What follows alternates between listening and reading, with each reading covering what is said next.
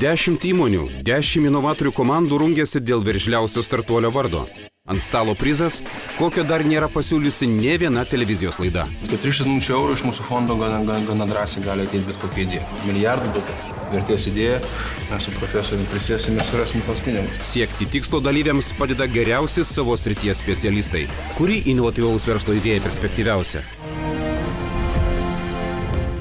Praėjusioje laidoje matėme, kokių darbų siekdami mentorių palankumo ėmėsi 2 įmonės.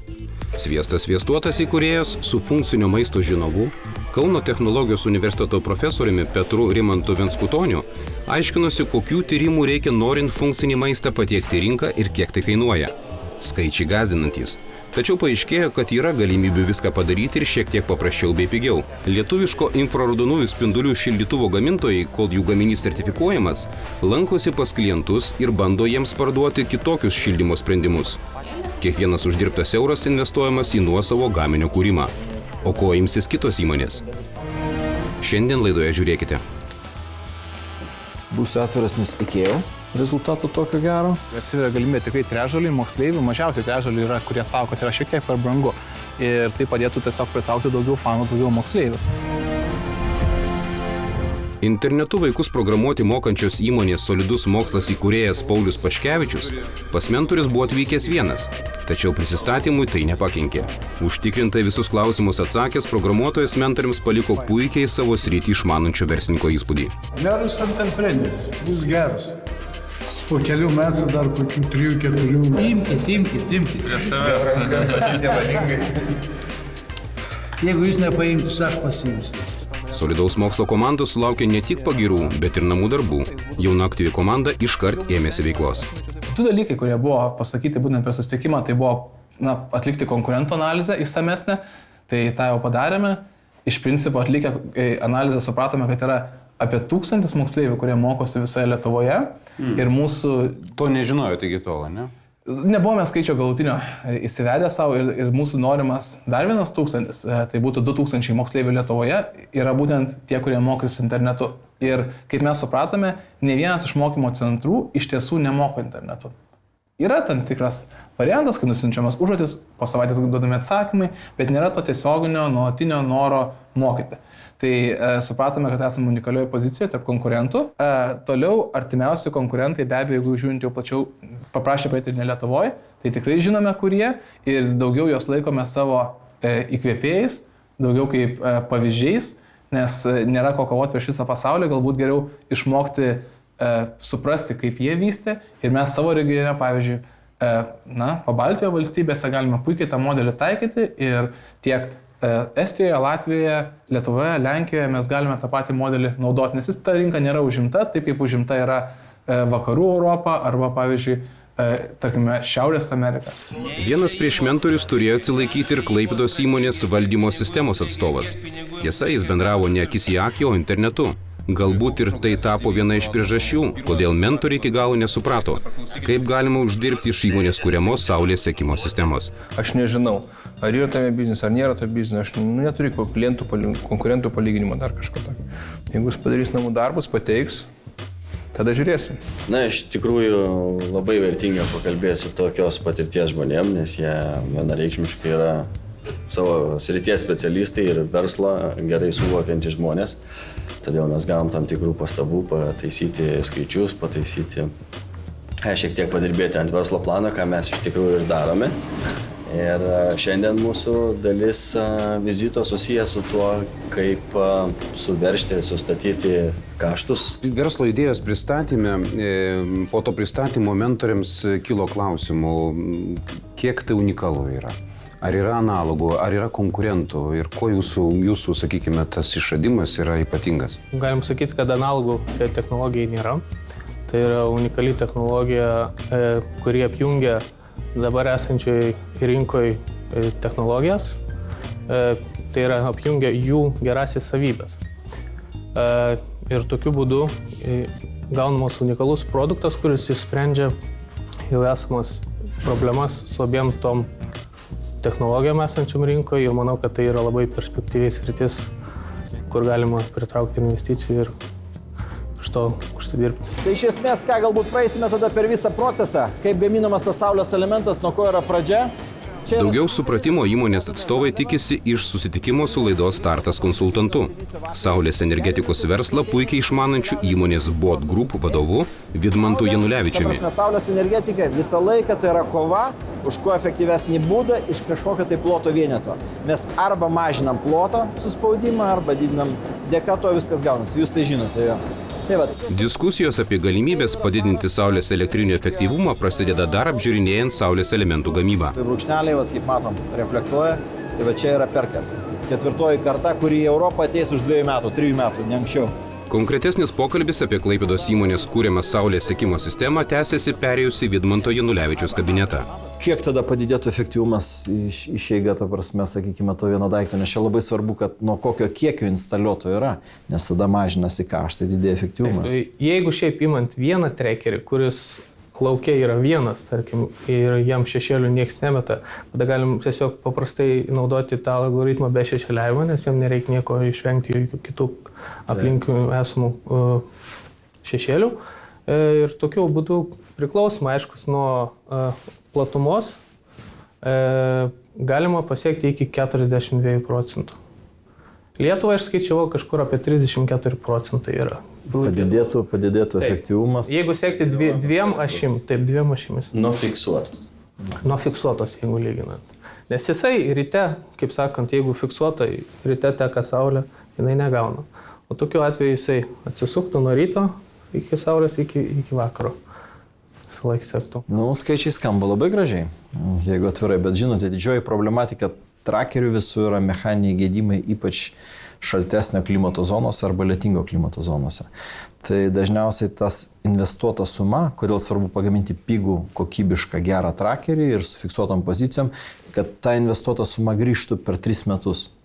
Visada investuotojai skaičiuoja iš didesnių jėgainių ir Azijoje, kur mes gyvenam, visi skaičiuoja, jeigu per 3 metus tai sugrįžta, tas update'as, tai tada aišku labai gerai. Šiltose šalyse, kur mes, sakykime, dabar daugiausiai vystome savo reiškias investicijas ir kur žiūrima, Azijoje šiuo atveju, kur yra didelis elektros trūkumas ir kartais yra mažai labai ploto, ta prasme, ir tai kartais būna salynas, tai tos sistemos, aišku, turėtų būti įdomios, jos turėtų veikti ir turėtų nešti pridedamąją vertę iš viso to. Tai be abejonės daugiau orientuotumėmės į tą šalis. Klausimas yra patikimumas. Netrukus laidoje žiūrėkite. Tai man patiko, iš esmės, visa idėja, nusistebėjęs jos rentabilumu. Iš tikrųjų, gan stebina tai, kad renkatės Vilnių ir Kauną, nes kaip tik tos mokyklos turi didžiausią pasirinkimą neformalaus ugdymo.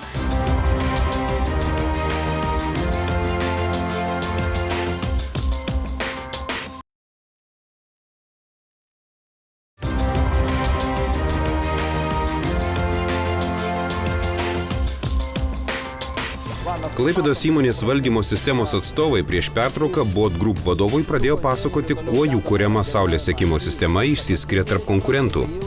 Vidmantas Janulevičius įvertina, kad aparatas gali pats susireguliuoti pagal GPS signalą, nes kai kuriuose vietovėse sunku rasti tinkamų specialistų. Daiktas naudingas, čia nėra jokios abejonės ir ta prasme ir džiugu, kad jūs to užsiimat ir žiūrite ir stebite. Šitoje vietoje koks ilgamžiškumas, nes mes žinom, kad visgi visi puslaidininkai, mikroschemos dažnai genda ir visa kita. Be abejo, aš įsivaizduoju, kad jis bus užhermetizuotas labai kokybiškai. Taip, planuojama IP65 dėžutę jam pritaikyti ir darbo laikas iki 20 metų. Įrenginio savikainos neatskleidžiame, tai komercinė paslaptis. Tačiau išgirdęs, kad saulės sekimo sistemos kūrėjai ją skaičiuoja lyg gamintų 1000 vienetų, paprašo perskaičiuoti iš naujo. Tai būtų įdomu tada sužinot, kiek kainuotų prie 10 000 ir prie 100 000, kad jūs padarytumėte tos paskaičiavimus. Išeinant iš viso to, aišku, norėtųsi matyti, kaip jis atrodytų galutinis produktas pats iš savęs. Bent jau man ir be abejonės, kad turint tinklą realizacijos ateityje, ta prasme, arba pardavus, be abejo, kaina turėtų būti didesnė arba su kiekiu daugėjant mažėtų, dėl ko aš norėčiau tos prognozes. Patyręs verslininkas nustemba išgirdęs, už kokią kainą klaipėdiečiai nori savo gaminį pardavinėti. 400 eurų, aš manyčiau, kad čia yra per daug optimistinė jūsų prognozė, norint turėti produktą tokį didesnį. Tai jeigu mes kalbam apie... Čia aš turiu omeny kainą prie 1000 vienetų, jeigu pardavimai. Prie 1000 vienetų. Prie 1000 vienetų jūs net nežiūrėkite tą dalyką, sakau, reikia projekcijos 10 000 ir 100 000. Ir tada pažiūrėti, kokia ta savikaina gaunasi. Mes dar šiek tiek žiūrim į konkurentus irgi. Taip. Dabar nesenai pasirodė rinkoje labai panašus, tačiau netoks efektyvus kaip mūsų produktas. Ir neturintis tiek funkcionalumo. Tai jo pardavimo kaina yra 399. Tai 400 eurų dalinu iš 3000 vatų, ne? Ir aš gaunu 13 euro centų ant vato. Šiaip optimizeriai, ta prasme, aišku, jie kainuoja apie 10 euro centų. Aišku, jeigu jūs turit ir šešėliavimo funkciją ir plus dar valdymo, tai aišku, ta kaina irgi negąsdina, būsiu atviras. Vidmantas Janulevičius startuolio akivaizdoje pradeda skaičiuoti, ar šis gaminys bent teoriškai gali sudominti pirkėjus. Mantas Petrauskas su kolega stebi, kaip skaičiukai gula ant lentos. Jie viską skaičiavę ne kartą, bet gal ką nors pražiūrėjo. Tai tada 400 eurų dalinam iš, kiek ten paskiau? 135, ne? Dalinam iš 135, tai per 3 metus atsiperka 296. Reiškia 296 metų atsipirkimo periodas. Tai netgi ir prie šitos kainos, būsiu atviras, nesitikėjau rezultatų tokio gero. Tai man patiko iš esmės visa idėja. Nusistebėjęs jos rentabilumu šitoje vietoje ir kaštų, visgi sąnaudų kaštų analizę, kurią greitai mes pravedėm. Tai tiesiog bus įdomu man į ateitį sekti visą šitą dalyką, žiūrėti ir galbūt mes visi iš to turėtumėm naudos. Ką galiu pasakyti, matematinis modelis yra puikus. Reikėtų tik tai vieno dalyko, reikėtų tik išsiaiškinti. Skaičiai ir jūsų pasakymai rodo, kad tai turi logiką ir prasme, vienareikšmiškai. Reikėtų dar kartą peržiūrėti gamybos kaštus, ta prasme, kiek tai atsistotų. Mes dabar laukiam būtent. Ir aišku išbandyti į lauko sąlygomis. Tai mes mielai padėsime jums tai išbandyti, jeigu ta prasme prieisite prie viso to.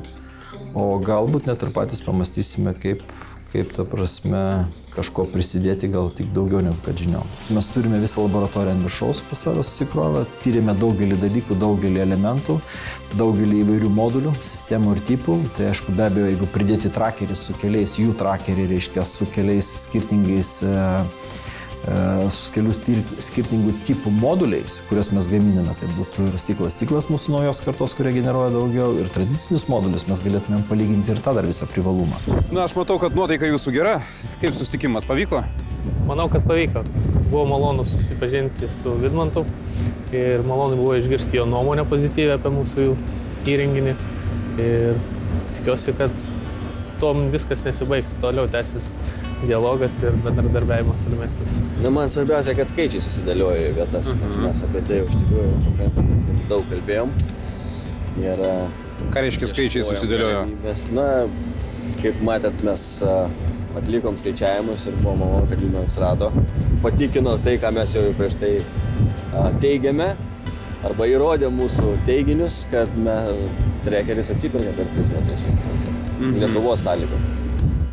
Mantas Petrauskas ir Andrius Sutnikas Bot Group gamyklą palieka turėdami konkrečių pasiūlymų dėl bendradarbiavimo. Ar ko nors panašaus sulauks ir solidaus mokslo komandos nariai, kuriuos pastebime sukančius ISM vadybos ir ekonomikos universiteto kiemą. Vienoje iš auditorijų jie sutarė susitikti su Lietuvos moksleivių sąjungos prezidente. Galbūt pavyks įsiaiškinti, kaip plačiau paskleisti žinią apie savo veiklą ir per porą metų surinkti trokštamą 1000 moksleivių. Mūsų tikslas šio susitikimo metu būtent įsiaiškinti, kaip galime mokyklose surasti kuo daugiau fanų. Nes, nuo fanų priklauso iš tikrųjų, kaip žmonės žino, ką mes veikiam. Tai būtent gal Lietuvos moksleivių sąjunga, bendraudamas daug moksleivių, žino galimybės, kaip galima susitikti su moksleiviais. Paulius su savo kolegomis papasakoja, kad iki šiol moksleivius patraukdavo rengdami susitikimus mokyklose. Akviliai kyla klausimas, kaip solidus mokslas atsirenka, į kurias mokyklas važiuoti. Iš pradžių mes bandome didžiuose miestuose, tai yra Kaune, Vilniuje. Lygiai taip pat jau buvom ir Klaipėdos pusę nuvažiavę, bet labiausiai renkamės pagal tai, ar tai yra gimnazija, ar vidurinė mokykla. Jeigu tai yra gimnazija, tai mes iš karto stengiamės, ta prasme, žinome, kad mūsų beveik 80-90 moksleivių procentų būtent yra iš gimnazijų. Lygiai taip pat manome, kad mokyklos ir ne gimnazijos yra gerų moksleivių, bet kažkaip pirmiausia reikėjom sąrašo taip. O po to iš karto pagal tai, kur yra mūsų moksleiviai. kur jau mes turime fanų, kur jau yra atvažiavus pagalbos, kurie gali papasakoti, ne tik mes, bet ir jie. Bet mums yra nelengva įsirinkti, į kurias važiuoti. Iš tikrųjų, gan stebina tai, kad renkatės Vilnių ir Kauną, nes kaip tik tos mokyklos turi didžiausią pasirinkimą neformalaus ugdymo, o kadangi jūs, kaip minėjot, daugiau tą neformalią tokią veiklą vykdot, tai galbūt kaip tik reikėtų labiau orientuotis į tuos mažesnius miestus, nes dažnu atveju mažesniuose miestuose žmonės tengiasi viską daryti savo iniciatyvą ir pritrūksta jiem pagalbos, nežino, ką galėtų kreiptis. Iš tikrųjų, didesniuose miestuose yra sunku pritraukti jaunimą, nesvarbu, kiek jis būtų talentingas, jauni žmonės čia turi per daug pasirinkimų. Turi labai daugybę galimybių, dėl to pritraukti prie naujos veiklos yra gan sudėtinga ir pasvėrus tai, kiek reikia žmogiškųjų išteklių, kiek reikia komunikacijos, tai įdėti, kad pritrauktum žmonės, yra daug tikslingiau orientuotis į mažesnius miestus, kur žmonės neturi galimybių, tačiau tikrai nori ir yra gan talentingi. Tai bendraujant su jais yra sulaukiama daug daugiau dėmesio, sulaukiama daugiau iniciatyvumo ir tikrai galima plėstis daugiau į tos regionus. Ar moksleivių sąjunga, tarkim, turi kontaktų ir ar turi konkrečių galbūt mokyklų ar ne, atstovų, kurie tiesiog galėtų mielai pasikviesti ir kaip pirmasis pilotinės mokyklas aplankytume būtent ne miestuose? Iš tikrųjų, gal lengviausia kalbėti asmeniniais pavyzdžiais, kur pati mokiausi, tai kadangi pati esu iš Utenos, mūsų gimnazijoje patys moksleiviai bandė iškurti savo informatikos klubą ir savo jėgomis dalinosi, mokėsi programavimo panašių dalykų, tačiau čia jam pritrūko būtent pagalbos iš šalies. Tai iš tikrųjų galėčiau nukreipti tenai ir jeigu turėsit norą, tai visai ten yra aktyvių ir protingų vaikų, kurie tikrai norėtų prisidėti, o bendrai tada, kadangi turim gan platų komunikacijos tinklą, galbūt galėtume irgi padėti kažkokį pristatymą išsiųsti, kad po jo galėtų vėlgi moksleiviai kreiptis. Čia būtų labai šaunu, nes ko mes ieškom tų aktyvių moksleivių ir po to norime, kad jie savo aktyvumu ir prisidėtų ir prie organizacijų veiklos, ir prie mokyklų, ir grįžtų prie mokytojų atgal. Labai smagu, kad imasi srities, kuri moksleiviam yra gan aktuali, informatika ir kuri kartu yra gan neišplėtota. Kadangi mokyklose informatikos pasirinkimas yra gan skurdus, taip tarkim, nors tu gali pasirinkti programavimą, tačiau tavo galimybės ten yra gan ribotos. Ir kadangi čia vaikinukai bendarbiauja tikrai su daug tarptautinių organizacijų, stengiasi kuo daugiau pasisemti patirties ir jos perduoti, tai tikrai yra gan sveikintina praktika. Vis tiek pati pradžia prasideda daugiau nuo programavimo, ne, ir tai yra gan siauras sritis. Ar turit kažkokį kontaktą su mokytojais, su informatikos mokytojais, ar jiem yra pristatyta šitą idėją, nes tikriausiai nepaslaptis, kad jeigu turėjai gerą mokytoją, kuris užvedė šiek tiek ant kelio, yra kur kas lengviau pradėti ir aktyviai įstraukti viską. Taip, labai trūks aktyvių mokytojų kontaktų, kurie tiesiog patys sakytų, kad aš noriu prisijungti, nes didžiausia problema mūsų idėja yra mokytojai. Dažnai tai būna, nes iš tikrųjų, kad ir kiek yra aktyvių mokytojų, gan yra sunku juos rasti, nes jie dažniausiai patys kiek susiranda, tiek kreipiasi, bet juos pačius atrasti yra gan sudėtinga. Taip, ir mano toks, kaip įkūrėjo, toks tikslas buvo pats pirmas, tai yra sukurti tokią verslo idėją, kur mokytojas pats uždirbtų daugiau už programuotoją. Tai yra labai kontroversiška mintis, dėl to, kad programuotojas daug labai uždirba, bet kai trūksta mokytojų, kurie ruošia šitos žmonės, tai turėtų būti taip, kad būtent mokytojas uždirbtų daugiau už programuotoją. Ir man pavyko tą idėją pačiam patvirtinti, aš kaip dėstau, tai ir daugiau uždirbu už programuotoją, bet tai reikia, kad įgyvenint plačiau, reikia labai pasistengti, dėl to, kad mokytojas turi būti labai pasitempęs ir moksleivių turi būti pakankamai daug, fanų turi būti labai daug. Vis tiek, kadangi dažniausiai tokios žinios geriausiai sklinda iš lūpų į lūpas, tai gan svarbu įtraukti kuo daugiau aktyvių moksleivių. Tai iš tikrųjų mes per metus turim 4 nacionalinius renginius, tai yra forumus, kurių metu suvažiuoja nuo 150 vasarą iki 350 rudenį, žiemą, pavasarį aktyviausių moksleivių iš visos Lietuvos ir jie suvažiuoja kelti savo kompetencijas įvairiose srityse.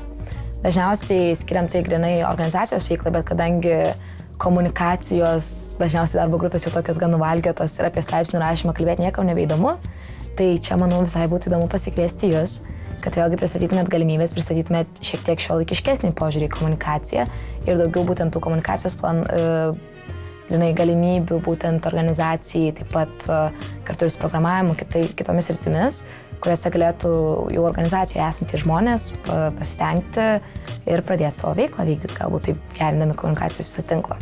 Iš tikrųjų mes galime jums organizuoti tokį milžinišką hackatoną. Tai yra jūsų nariai organizacijos, pavyzdžiui, gali sėsti prie lapų, prie su pieštukais, su kuo tik tai nori, pasipaišti idėjas ir turėdami kažkiek tai kompiuterių, planšečių paišymo, ne, mes galime atsivežti realiai ir pajaus, ką reiškia būti kūrėjais ir, pavyzdžiui, kurti žaidimą, kurti kažkokią programėlę, appsą, kas dažniausiai, na, ir tuomet ir pradedi galvoti, ar ne, kas tai yra ta kūrybinė industrija ir kaip galima tos, tarkim, tiek žaidimus, tiek tos šiuolaikiškas medijas panaudoti.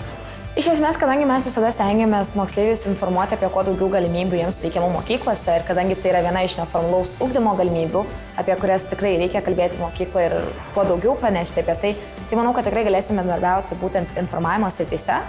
Ir kadangi vaikinukai buvo labai teigiamai nusiteikę tuo atžvilgiu, kad padėti ir organizacijai kuo daugiau išplėtoti savo komunikaciją. Manau, kad čia bus galima pasitelkti jų pagalbą, apmokyti savo savanorius, kad šiek tiek šiuolaikiškiau pažvelgti tiek į komunikaciją, tiek į visas technologijas ir labiau tai išnaudoti. Gerai, Pauliau, kokie įspūdžiai? Ar susitikimas pavyko? Ar vertėjo važiuoti iš Kauno į Vilnių?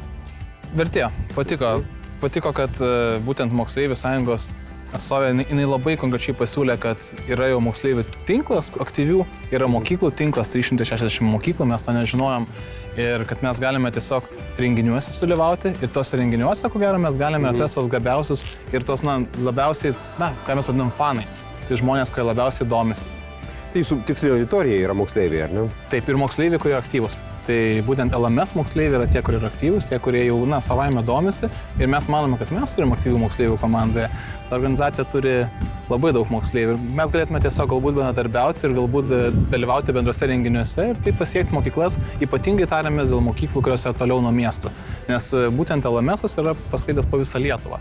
O mūsų tikslas yra lygiai toks pats - maži miesteliai, maži kaimeliai, kurie negali mokytis centruose. Ar išgirdai ką nors naujo? Ko, sakykime, gal į ką buvai neatkreipęs dėmesio? Dabar labai gerai galvoju ir perkrautau visą, ką mes kalbėjome. Aha, taip, neformalaus ugdymo krepšelis moksleivių. Tai čia labai aktualu ir jeigu mūsų studijos, mūsų mokslai kainuoja per mėnesį 49 eurus ir 15 eurų galime padengti būtent iš to krepšelio, tai atsiveria galimybė tikrai trečdaliui moksleivių, mažiausiai trečdaliui yra, kurie sako, kad yra šiek tiek per brangu. Ir tai padėtų tiesiog pritraukti daugiau fanų, daugiau moksleivių. Bandysime aplikuoti. Tie dalykai niekada nėra lengvi, tos formos išpildyti jas visas ir teikti. Solidus mokslas išgirdo keletą būdų, kaip būtų galima plėsti savo mokinių tinklą. Pirmiausia, daugiau bendrauti su mažesnių miestų mokyklomis. Antra, pabandyti akredituoti savo mokymus kaip neformalaus švietimo programą. Tuomet dalį mokymų kainos apmokėtų valstybė. Verslininkai keliauja koreguoti savo strategijų, o jūs galite išsakyti savo nuomonę, kuri verslo idėja jums atrodo patraukliausia. Balsuokite naujienų portale Delfi. Kitoje laidoje žiūrėkite. Pradėsime infraraudonųjų spindulių plokštę su reflektorių šilumos atidavimo tyrimas. Kai pradedi tikrinti, žiūri, kad viskas šiek tiek kitaip realybėje. Ta teritorija turėtų būti kažkokių stebėjimo kamerų zonoje, kad nesudinsi čia sargo arba būdinčio žmogaus.